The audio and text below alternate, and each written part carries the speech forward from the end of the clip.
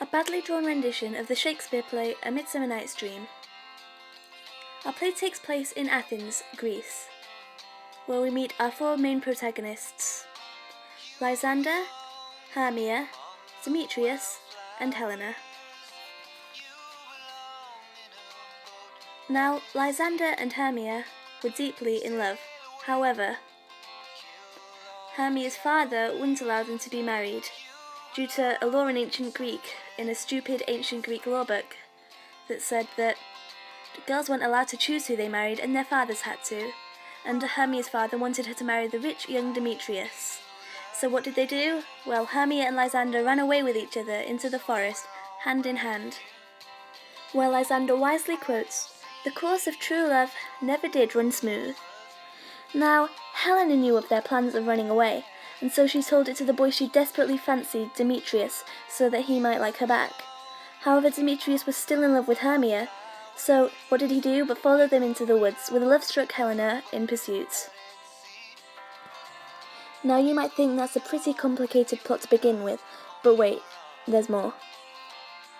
The forest that both these couples ran into also happened to be enchanted and home to the fairy king and queen, Oberon and Titania, who were arguing over a changeling child they had found in the woods.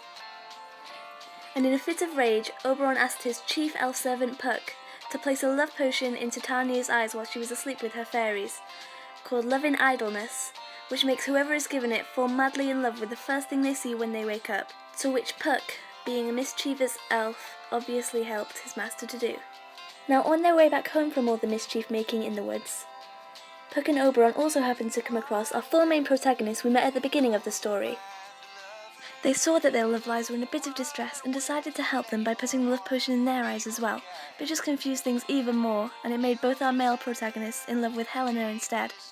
Or in terms of confusion, it just looked like this.